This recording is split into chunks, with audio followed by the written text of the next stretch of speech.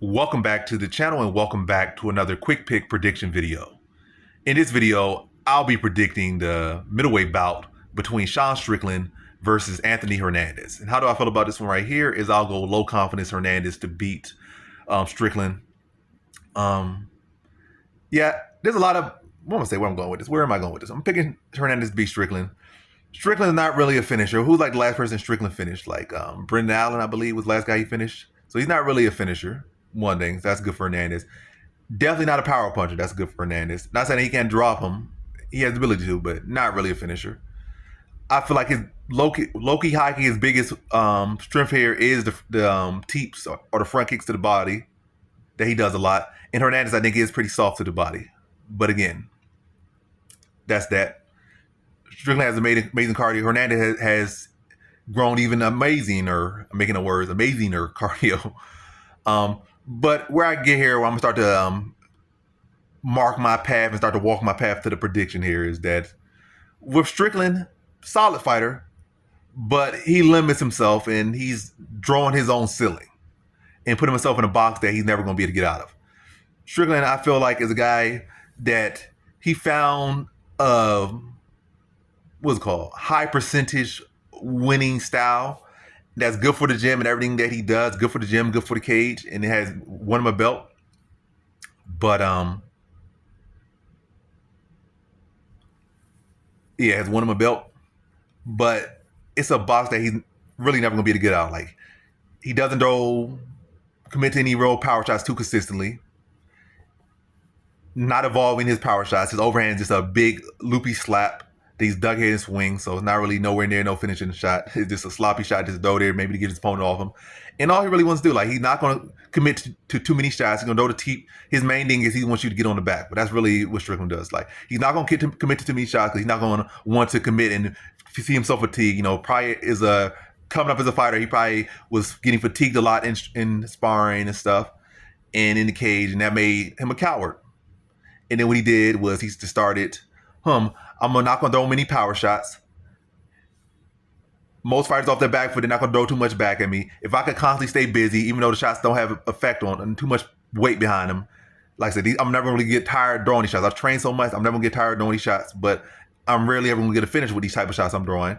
And as long as I keep my opponent busy, they're either going to be defending on the back foot and not being able to commit to power. And I'm just going to win just by being forward pressure and throwing a bunch of arm strikes. So that's where Strickland has been at. And again, it got him a belt.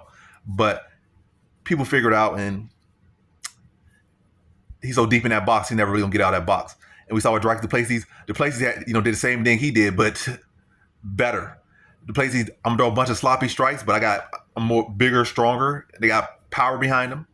If I keep Strickland on the back foot, Strickland really don't have an answer. So it's gonna be a highly exhaustive style, highly exhaustive fight. But if I could just keep busy, keep him defending, keep him off the back foot, and keep him going backwards, I'm winning. And for Strickland wins if he's on the front foot, he loses if he's on the back foot. So he's not a just truly legendary high level fighter where he has developed a game where he can work off the back foot, he can work on the front foot, he can work in the pocket.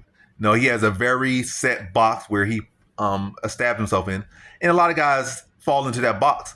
But Hernandez, if he can keep Strickland on the back foot, and have a pseudo Drickus Duplessis type style, because not like Hernandez, I'm like no guy that got a great jab, going double the jab, or hit him with the two, rip him to the body, and break him down, put him on the back. But like, he'll come there with maybe not the prettiest striking either, just like Dricus, mixing the takedowns. But the main thing is when Strickland's on the back foot, he's losing. Whether it be kept on the back foot due to the power of his opponent or the potential to be cracked with something big by his opponent, and respecting that, like against Cannonier for the most part, or whether it's somebody that's a busybody and is constantly aggressing against him like Dricus.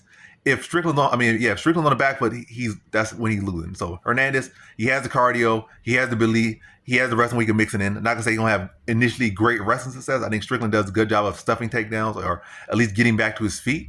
But again, I feel like Hernandez has an amazing streak behind him, amazing confidence. He's getting better with each and every fight. But I would say submission Hernandez, because I've seen Strickland submitted in pair grappling. And I do think that Hernandez, BJJ, is evolving at a better level than Dricus Duplessis in his way of getting to these submissions.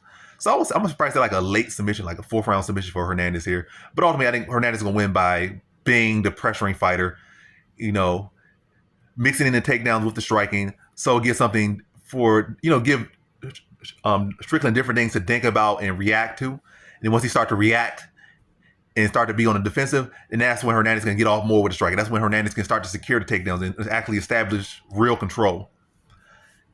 But ultimately, to see that mix up in that forward pressure and that pacing drowning Strickland, and I see Hernandez start to really land clean shots, start to really get takedowns, and really have control time and start to drop ground and pound and just work Strickland, then eventually get a 4th round submission over Sean Strickland.